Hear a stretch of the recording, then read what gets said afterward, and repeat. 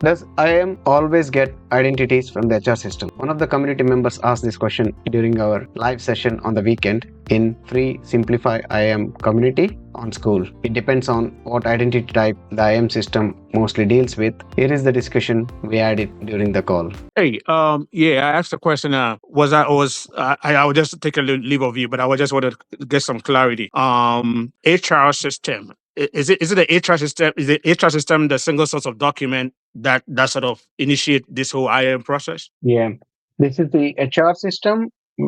Typically in IAM, in any organization, there is an HR system, right? Where HR people onboarding and actually making employees, terminating employees, and everything, right? Also moving from one more process is mover process, which we do not cover it. It's a little bit more need more time.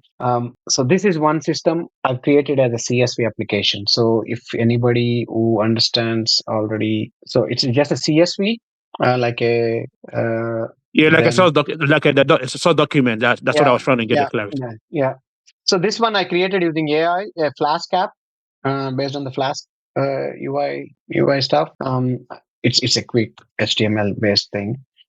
What it quickly does is it can add and remove from the CSV on the backend, so that you don't have to console and keep adding the user and removing the user. I made it available on the interface so that whatever you add, it basically adds it on the CSV based application. Does that answer your question?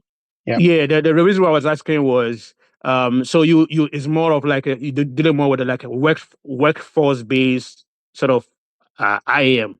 Now, what about the situation where you have an external whatever coming on board? Is it something that's what I wanted to get this distinction between the two? Yeah. So there are few cases where few different cases.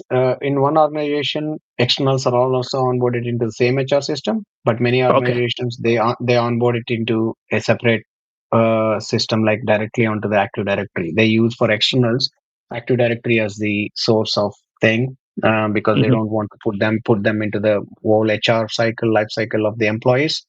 And the third category, which is CIAM, which is customer IAM. Customer, where you have the repository within IAM system itself, directly under IAM, either here, or if it's a cloud, it's in Okta or Auth0.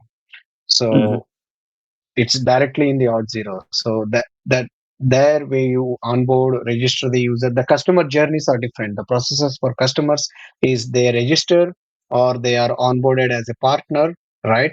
By some customer representative, or as a user of a Facebook or anything, we just register ourselves. Then that they go into some central IAM system, customer IAM system like Auth0, Entra ID, whatnot. Or if they have on-prem customer identity access management system, if they're old school still, they will directly onboard here. We give them a registration link, they onboard themselves. There are different journeys how the customers come into the system. This came from free Simplify IAM community on School. The link to download your free IAM lab is in the description. See you inside the community if you are interested in learning IAM.